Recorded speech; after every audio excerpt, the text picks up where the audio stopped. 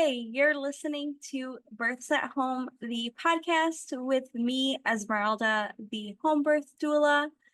Today, we are bringing on Kristi to tell us about her precipitous home birth story and how that came to be.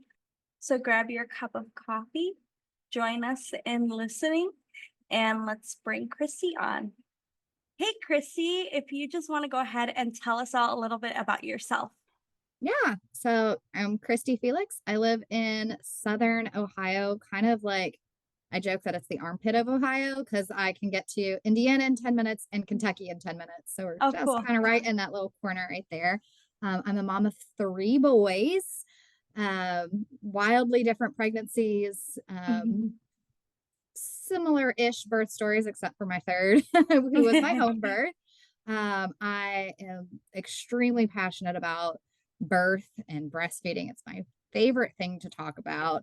My husband kind of has to tell me to take a step back sometimes because I'm like, can we talk about birth? Like that's all I want. It's all I want to talk about. So Yeah. I'm just obsessed. I've spent since I was pregnant with my first, like I just dove right into learning about the physiology of birth and have just, grown a big passion for that process and the support of women and mothers. Wow.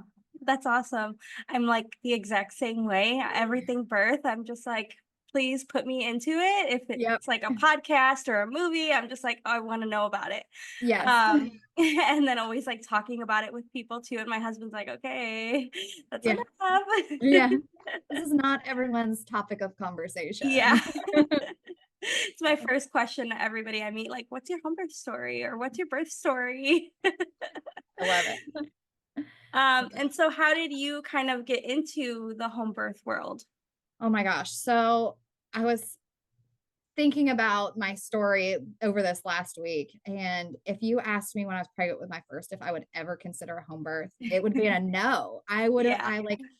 When I was pregnant with my first, I knew from the beginning I wanted a unmedicated birth. I knew that very quickly. I knew it was like, just from simple research, I'm like, okay, being up and moving around is best than being tethered to a bed.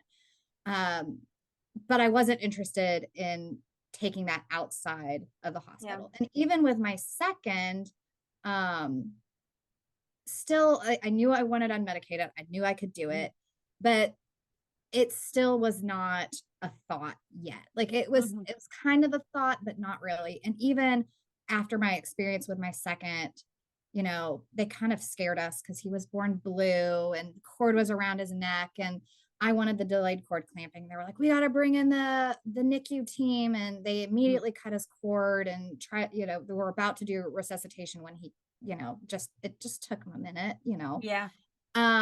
So of course, even leaving that experience, we're like, oh my gosh, what would have happened if we were at home? Yeah. And then the more I thought about it, I was like, okay, you know what?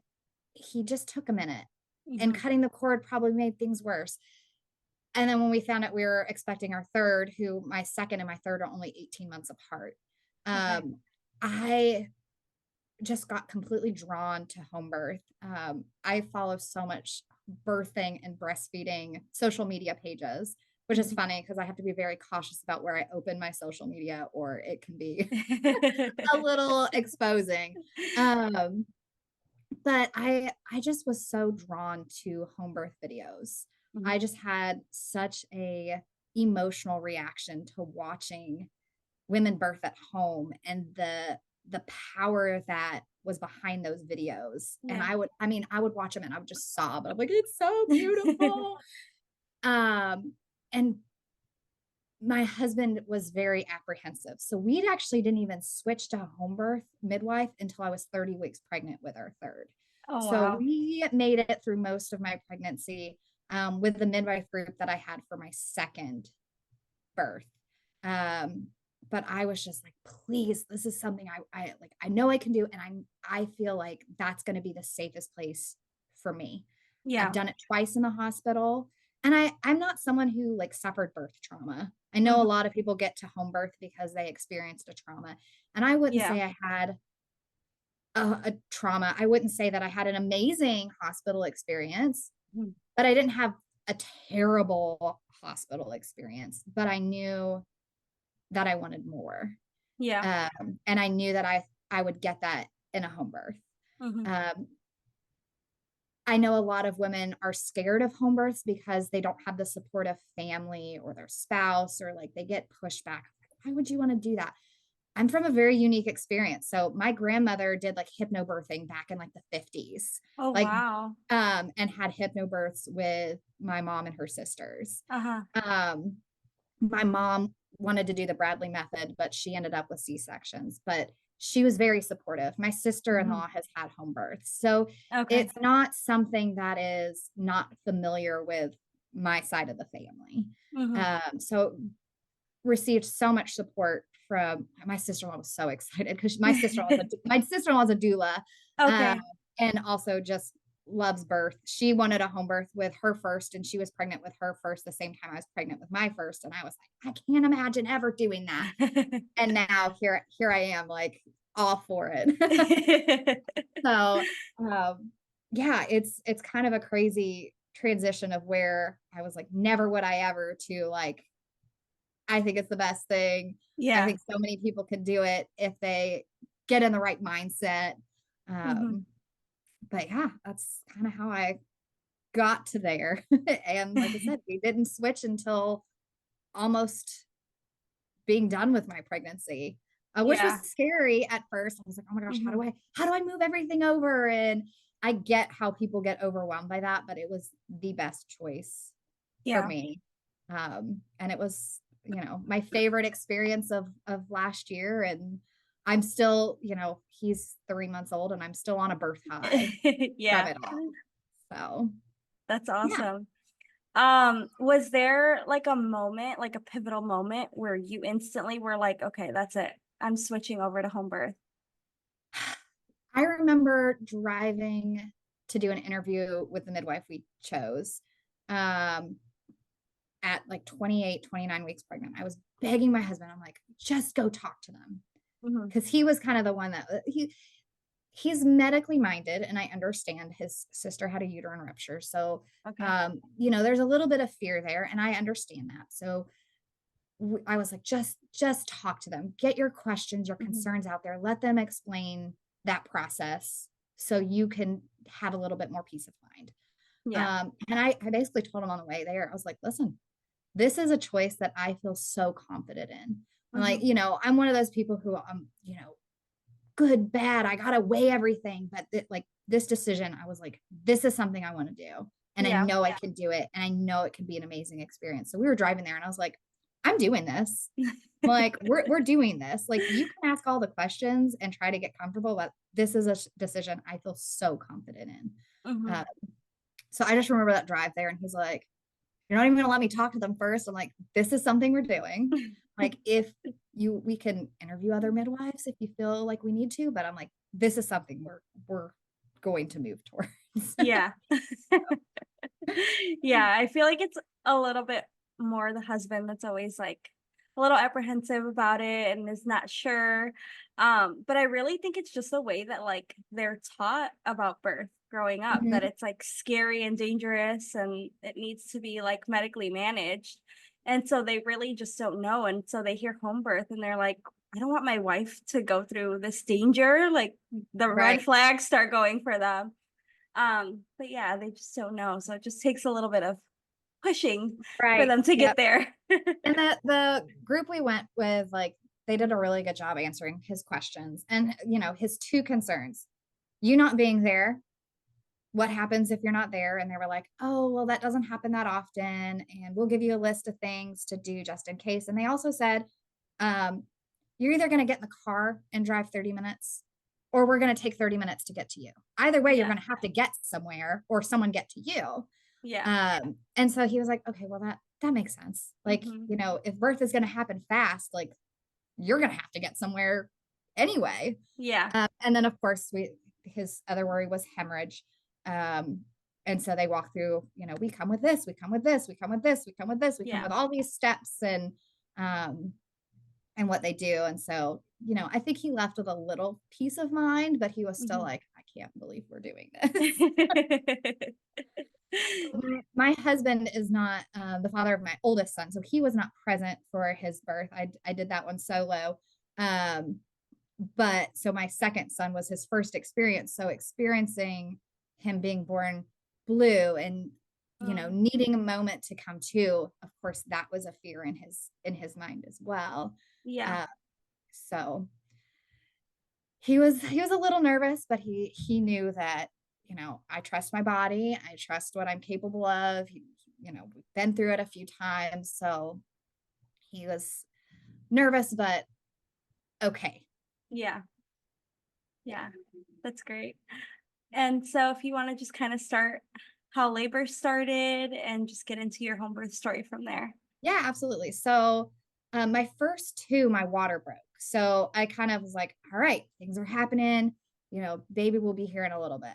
So with my third, he was my longest that I went pregnant with. So my first was 39 and 1, second was 39 and 6. And we had my 40-week appointment at 40 and 1. So she came to my house to do my appointment. It was a Wednesday morning, or I guess she came Wednesday afternoon. She was like, are you feeling anything? How are things going? It's like, well, I lost a little mucus plug Saturday. But I haven't really had anything since. She's like, all right. So did the whole, blood pressure. She's like, do you want me to check you? And I was like, I hadn't done any cervical checks at that point. And I know that they're just like they can mean nothing. They can mean something, but they can really mean nothing. So I was like, nah, I'm not going to worry about it. It is what it is. So she left. We scheduled the 41-week appointment. She left around 2:30, 3 o'clock. About 4 o'clock, had a little bloody show. So I texted her and I was like, all right, like, I think it'll be in the next couple days. She's like, all right, just, keep me posted. So my oldest is 8, almost 8. We went on a walk once he got home from school and walked around the neighborhood a little bit. I was like, all right, I'm starting to have a few contractions here and there, nothing consistent, nothing crazy. We ordered a pizza, 6:30, had some pizza. I was like, all right, things are starting to happen a little more regularly. So I started to kind of time them. So I texted Sarah, my midwife, and said, about 5 minutes apart, about 20 to 30 seconds. And she's like, all right, drink a quart of water, lay on your left side, text me in about a half hour with like a contraction timer. So I did about 8:30. I was like, all right, like they're coming every 2 minutes for about 20 to 30 seconds. She's like, all right, just let me know when you need me. All right. I had texted my mom because she was going to come and stay with our older two. And about 7:15, I was like, go ahead and get on the road. I don't want to call you at 3 o'clock in the morning and tell you to get up here. Yeah. Okay. So she went ahead and got on the road. Water is my favorite in labor. We were planning a water birth. We didn't find out the gender of our third baby. So we were going to have the baby in its nursery was our plan. We wanted to welcome baby in where its room was going to be. That did not happen. So I was in and out of the shower. I was listening to some hypnobirthing tracks. About 9:15 is when my mom arrived. I was at the foot of my bed on an exercise ball, just kind of laboring through. But it wasn't terrible. It was uncomfortable, but manageable. So about 9:40, I decided to get back in the shower. I was starting to feel nauseous. Great thing for labor for me is I tend to vomit in labor. The entire time with my oldest, pretty much the entire time with my second, not even just in transition, the entire thing. So I started to feel sick and I was like, I'm going to go get sick. You call the midwife. I'm going to be in the bathroom. Yeah. So funny enough, a week before our third was born, our middle son had ear tubes put in. And while we were leaving, they're like, oh, your son might get sick in the car. Here's some vomit bags just in case. And I was like, I don't think Ah. he will, but I'm going to save those for labor. So we had those on hand, which was awesome. So I got sick a few times, got in the shower. My shower has one shower head on one side of our shower, a shower head on the other side. That's a removable wand and a tiled bench. So I was sitting on our tiled bench with a removable shower wand with hot water on my belly. And I got in about 9:40ish. Got sick a few more times and was starting to kind of be a little more vocal, like a deep groan through Yeah. the contractions. And then for some reason, all of a sudden I felt the urge to stand up. Mhm. And I just flew up and stood up, and my husband opened our shower door and was like, "What are you doing?" And I'm like, "I don't know." And I reached down to try to see it, like if I felt anything, and I didn't. But my Mhm. husband's like, "I need you to sit back down." And I was like, okay. So I sat back down and leaned against our shower wall on our tiled bench. And his eyes got big and he goes, I see the head. This is happening. I guess you need to push. And I don't remember pushing. And baby's head was out. And then he's like, do it again. And literally fetal ejection response, baby flew right out into his arms. He literally had to catch him. Yeah. And a funny story is earlier that night, he was throwing the football in our front yard with our oldest. And so the next joke, he's like, thank goodness we did that because I was totally ready to catch the baby. He was practicing beforehand. He was, yes, some foreshadowing. So he flew right out, caught him, brought him up to me. I saw it was a boy instantly because I had to know. Brought him up to me, his eyes open, he started crying. My husband, like once he saw breathing and crying, he started crying. My mom was standing in the bathroom, was just like, oh. She used to work in labor and delivery, so she had seen, lots of stuff. She was there for the birth of my first son. So, she was like, oh my goodness, and brought him up to me, just held on. We were just kind of like, holy cow, this just happened so fast. Wow. So he came about 9:55. So Okay. 15 minutes after we had called the midwife to come. Yeah. Really 2.5 hours after I really was like, all right, things are consistent. I even texted my mother-in-law at 7:30 and was like, I'm going to try to take a nap. I think it's going to be a really long night. And we didn't even call the midwife till about 10 minutes later. And we called and we were like, so baby's here. And she's like, what? And we're like, baby's here. And she's like, how? And we're like, it just happened. So she got there like 20 minutes after he was born. Was there for the delivery of the placenta. And yeah, so it was just a quick whirlwind labor experience. So I got to get out, get in my bed. We brought in our oldest son about an hour later. And it was just magic. It was, we planned for my husband to catch the baby. We planned for those kinds of things, just not quite the way it happened, but I wouldn't change one single thing about it. And of course we joke, like his biggest fear, his first, what happens if you're not there, happened. And of course, the sheet that they gave us of like, if we're not here, here's what you do. And one of them was like, oh yeah, pick up the phone and call us and we'll walk you through. And we're like, when would we have time to do that in that moment? Because he can't, there was no 20 minutes of pushing. It was, fetal ejection response. There was no holding him back. He was ready to come out. So it was amazing. Like I said, still on a birth high. Yeah, definitely. That's amazing. It kind of sounds like with my second, she was my first home birth, and her too, she just like came out. I was telling everyone the same thing, like, oh, it'll be a long night, like we'll be here all day. Yeah. Nope, same thing. She just like flew out. I didn't do anything. Yeah. It was I did not really learn about the fetal ejection response until about halfway through my pregnancy with my second. And I was like, that is so cool. I would love Hmm. to experience it.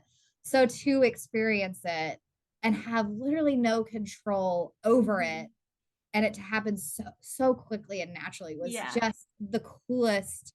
I wish every Hmm. person could experience it because it was Yeah. just amazing. It was amazing. Hmm. It's like this is what my body was made to do. Yeah, It happened so perfectly. exactly. Yeah. Yeah, I love it. Um, and so do you plan on having any more kids, or are you Oh guys done gosh. now? I've joked I would have all of the babies if they could happen that way.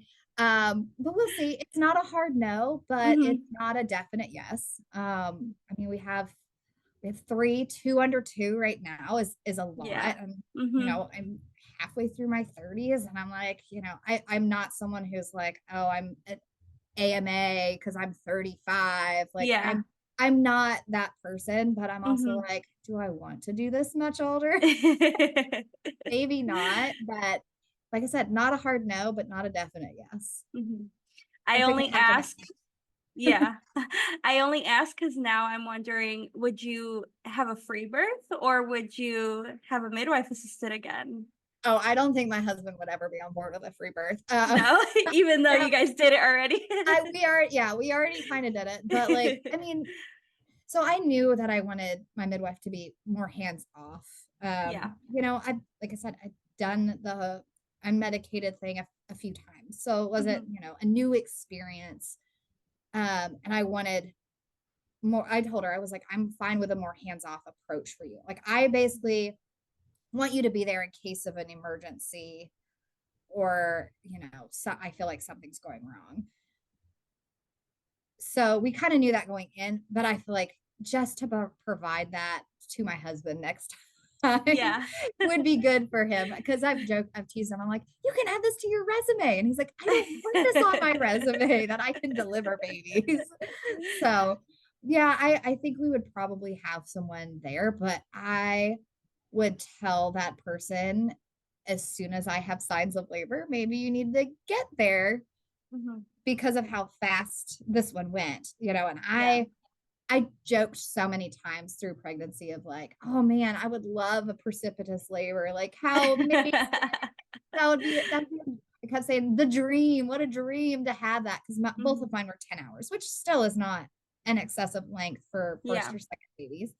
I'm like, oh yeah, to go through that so quickly would be amazing. Did not expect it to happen to me. Did not expect, I also leading up into him being born, I, would take these long showers in our shower and I would kind of do like some stretching. And I was like, this is going to be such a great place to labor. I'm going to be relaxed in here. I love our shower and did not expect him to be born in our shower. But Hmm. I also keep joking too. I'm like, we're never going to be able to leave our house. Like, this is Hmm. such a special place for me now. Like, I'm going to have Yeah. such an emotional tie. Like, I think about our birth so frequently, but especially like when I'm taking a shower, I'm like, holy cow, a life was brought into our life here. It's Yeah. like right where I'm standing. It's just such a cool thing.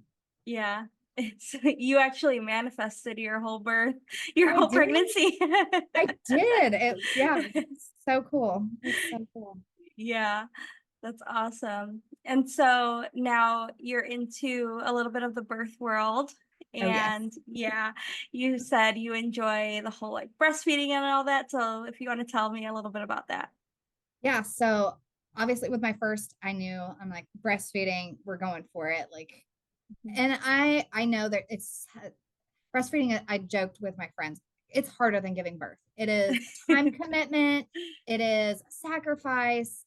Mhm. Um, but after I had my first, and I decided to just have a visit with a lactation consultant just to make sure things were going well, check his latch.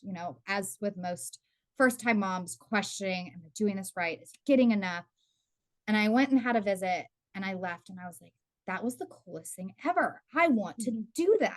I want to do that. So, in 2016, I started school in maternal and child health with a focus on lactation. And I finally, after having kids and getting married and moving and then moving again, finished last summer. So I'm not sure what path I want to take with it. Not super interested in private practice, but also not super interested in doing that in the hospital. So figuring out what I want to do pathwise with that degree, but I know that something in the birth world is calling me. Yeah. Where I want to go with it, I'm not 100% sure. I've thought about doing the doula route. Right now, I feel like that would be very hard with 2 young kids. And we don't have family local. So being able to run to births would not work. Granted, I had a friend recently say, like, I'm not even expecting my second, but when I am, will you please come and attend my birth? Aw. I'm like, heck yes, I will be there. Yeah. So, I don't even know when that will happen, but I am thrilled to do it eventually. Yeah. I told her, I was like, I'm not formally trained, but I will be your support person for sure. Yeah. She had a traumatic first birth experience and wants to have a home birth with her second because of the result of that, which, I didn't experience, but I can empathize with her and Yeah. am excited to support her in that journey. Yeah.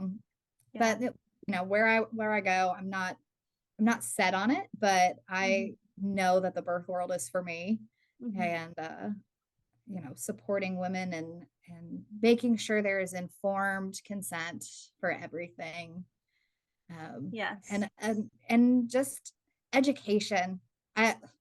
My husband gets so sick of me talking about it, but the education piece is so important, and not just going with the flow or doing what we're told, or um I'm like, I want that empowerment for women to make those choices for themselves, or feel like Yeah. they're making the choice for themselves, not someone making that choice for them.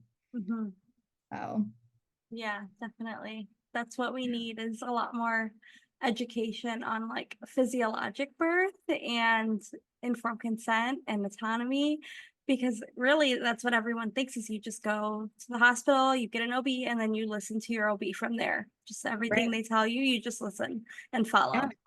Yeah. So, Yeah. yeah, we really do need more education on just real physiologic birth and making sure that you get that informed consent. Yep, for sure.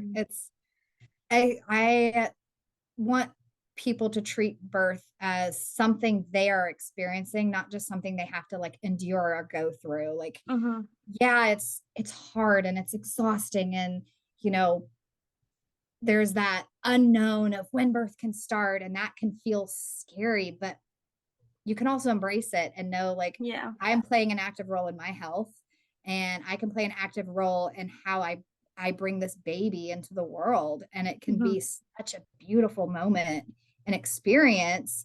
And I know there's high risk things, and I still feel like there's still ways to manage those high risk things in a more holistic way that can make birth not traumatic, Yeah. and still have a great birth experience. So, Yeah, yeah. definitely. I love that.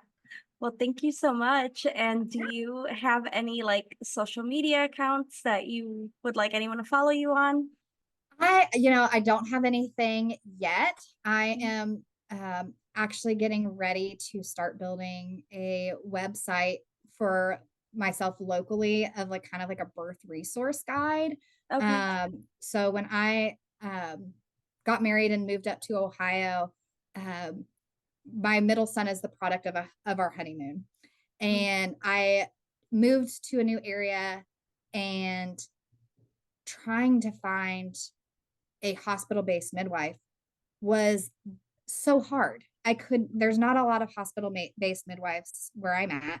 And I was like in tears trying to find like resources for birth and all of those things. There's so many Mhm. hospitals in my area, and I was overwhelmed by the choices and but the lack of midwives. Yeah. So my goal in building this website is to, to have a resource for women to have an easier time finding what they're looking for in their birth experience. If they want to have a hospital birth that's full on OB medicated, great. Here's your resource here.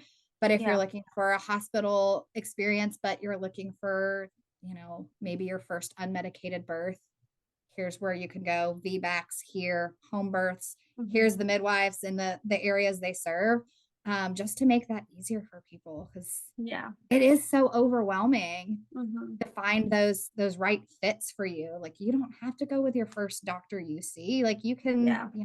there's a color for everybody. Yeah, Um, definitely. so that's kind of, I've started to look into, I am not a website builder, so I'm starting to look at how to put that all together. Mhm. And I, in a lot of mom groups locally and I, read through all the recommendations for, different, hey, this is the experience I'm looking for. Does anybody have any recommendations? So I'll read through those to try to educate myself on all the options in the area, so I can hopefully make that experience easier for other people in the future. So Yeah. that's kind of what's in the works for me right now. Mhm. And I'm looking forward to having that together. Yeah, that's a great idea. I really like that. I feel like it would be really helpful because it is hard to kind of know where to go to look for your options. I feel like most people just ask, like, if they've had a friend that recently had a birth, they ask them, or if they just know someone else who recently gave birth, and then they go with that OB. Um, and then they don't look anywhere else for anybody else to see if there's Right, like a better match or what they really want. They just go with the first person that right. they find. Um, so yeah, that would be a really great resource for women to have. Yeah. Mhm. I'm looking forward. It's going to take a lot of research, but it'll be worth it to hopefully help some women in the future. Yeah, that's great. I love it. Well, thank you so much for being here today and for telling us your Thank homebirth you. story. Thank you for having me. I appreciate it. Mhm. I absolutely loved that story. I just love how there were a few similarities to my births and how I also had an experience with the fetal ejection reflex. And like she said, that feeling is just a feeling that I wish every woman can experience because it's really such amazing and incredible proof of how we really were created to give birth. And that's just one of the amazing powers that women hold. If you enjoyed today's podcast, do not forget to leave us a review. If you are also planning a home birth right now, I really want to encourage you to check out my home birth group mentorship. The doors are currently open for enrollment. We start in just 10 days from today if you are listening on the day this podcast went out. This is a 12-week mentorship with me where you will have so much access to home birth resources, education and birth, and so much more. You'll also get a community of women inside this group who are also currently on their journey to having a home birth. It is my biggest pride and joy right now that I have been working on. So please go ahead and check out the link below to find out more about this mentorship. And I hope that you'll join us. Thank you so much for listening today. We'll be back with more home birth stories.